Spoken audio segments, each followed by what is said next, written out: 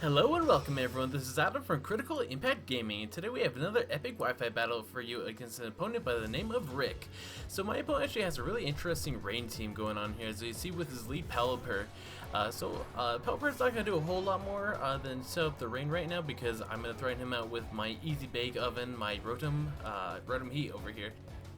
So right off the bat, I'm just going to want to play a little bit safe here and just go for the Volt Switch. Unfortunately for me, he just goes into his Seismitoad, which is immune to it, so he's gonna completely eat that up, not even taking any damage obviously, and I'm just gonna go into my American Pie Appleton over here because I do have the clear type advantage with my Appleton, and I really just don't feel like taking a Hydro Pump to the face, you know. That'd be pretty sucky. So he is gonna predict that. I mean, it's a pretty easy prediction, but he's gonna take advantage of that and go for the Stealth Rocks, and I'm just gonna go for the Apple Acid. Again, not wanting to over predict too much this early in the game. He is going to go in and go into his Ferrothorn though, which is going to absolutely eat this up. I mean, I was just banking on him going for the Ice Beam and me being able to live with my thick fat ability, even though I have the quad weakness. Maybe I'd live it, but he doesn't even do that. He just goes into his Ferrothorn and Leftovers completely recovers all the damage that he just took. So I'm kind of forced to go back out into my my Rotom over here, which is going to take the 25% damage from the Stealth Rocks, which is pretty bad for me. And my opponent's going to set up a layer of spikes, so he's just setting up all those hazards, and that's going to start to wear down my Pokemon pretty quickly here.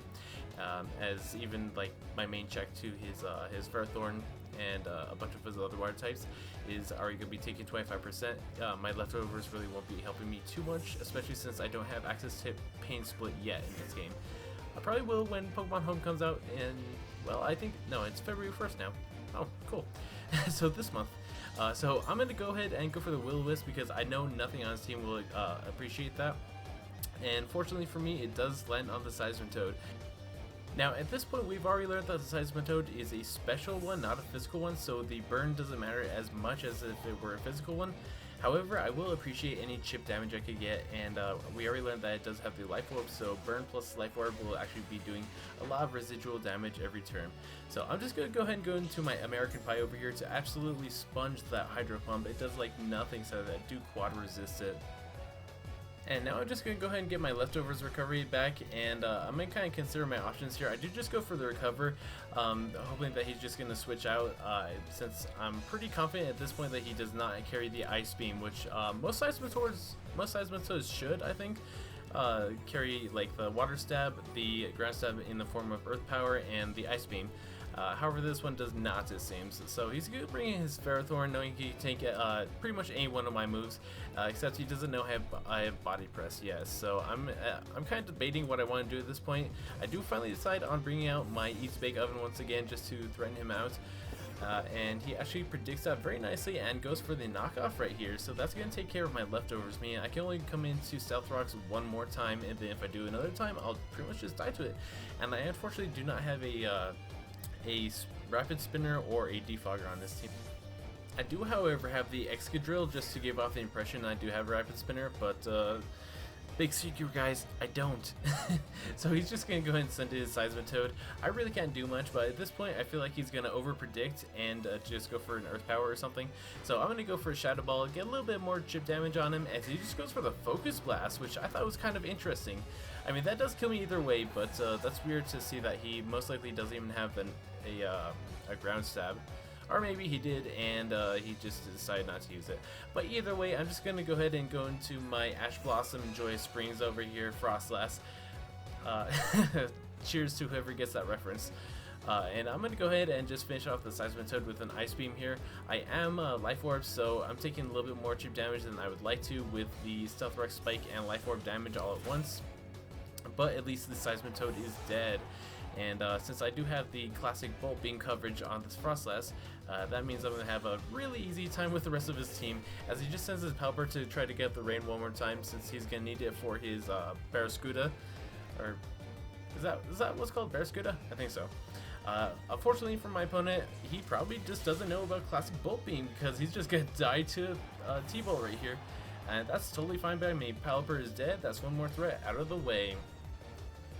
So now that my opponent's finally been able to set up his rain one more time, he's going to send in his Barracuda, and I'm thinking he's probably going to try sweeping because that's all really Barracuda really does. It revenge kills and it sweeps. So I'm going to go ahead and send in my American Pipe because I know I'm going to be able to, again, quad resist his water stab, and he probably won't be having anything super effective to hit me with. He does go for the crunch, and unfortunately for me, it does a good chunk and gets the defense drop, so that kind of sucks, but I don't really make the best play here. I definitely should have just gone for a recover, but I do just go for the apple acid, or acid apple? I think it's apple acid.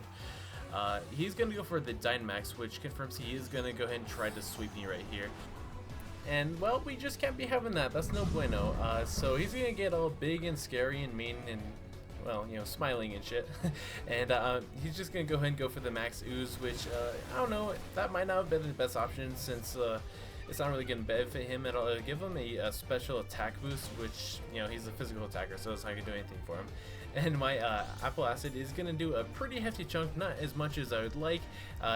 At that point, I was realizing that I should have just gone for a cover, but at the same time, I didn't really know that I'd be able to live a hit like that, let alone on, what was that, 7 HP, I think? But it's all good anyways. He's just going to kill me with a Max Knuckle and get that +1. So I'm thinking, okay, I can send in Thickness right now and I'll be able to tank any one of his moves, but I really want to save it for later because he still has a really big threat in the back, which you guys will see in just a little bit here. So I'm going to go into my James Bond, and based on prior experiences, which I actually showcased in a video a couple of videos back, it can take a couple of hits. not very well, but it can take a few hits. So I am going to go ahead and Dynamax my Pond, James Pond. And I'm just going to go for the Max Phantasm here, as it's the only move that I'm positive will kill him. My Water Stab won't kill him, the Max Hailstorm won't kill him, and I'm pretty sure the Max Flutterby won't kill him either, because that's based off of a U-turn, and my physical attack is pretty terrible. So I am going to be able to live the Max Darkness and take him out with the Max Phantasm, so that's very cool for me. That means I do still have 2 more turns of Dynamax to take advantage of, and I really want to get rid of this rain, so I'm going to go ahead and take care of that in just a little bit here as he sends it in his Gyarados. Now, I'm thinking he's going to try to just go for the Earthquake or Power Whip just to get rid of me real quick. But I'm going to go ahead and go for the Max Hailstorm. Just get rid of that rain so his Stab Waterfall won't be doing nearly as much as it should be. And right here, my opponent does actually make the best possible play by going for a Dragon Dance. So I do have a Choice Scarf Excadrill, which might be able to outspeed him. I am Adamant in nature with my Excadrill, and if his Gyarados is also Adamant, then I will outspeed him. However, if he's Jolly, then he's going to outspeed me, and I really don't want to risk that, so I'm just going to send, well, I'm going to keep James Bond in, even though I know he's just going to get that Moxie boost. I'd much rather my Inteleon die than something more important like Excadrill, which can be a late game sweeper. So now I'm thinking, okay, Thickness, you got this, bro. And honestly, this Pokemon is really fun to use. I love it so much. This is probably the 2nd or 3rd battle I've used it in, and it's pretty gimmicky, but it's really fun to use. So he's gonna go for the Waterfall, take me down all the way 69, haha. And I might be able to use my move called Stuffed Cheeks, which basically it'll make me use my berry right away, and on top of that gives me a massive boost in defense, and I also get to use my ability, which will give me another HP raise. So I'm back all the way to almost full right here with a defense buff, and so that means that my body presses could be doing a lot of damage to anything, which evidently is enough to kill a Gyarados, which is freaking hilarious. So I tanked a Waterfall and killed a Gyarados, so good job, Thickness. Good job. So I'm going to get buffed by the Hail. I don't really have anything else to regain my HP because that's pretty much the whole gimmick right there.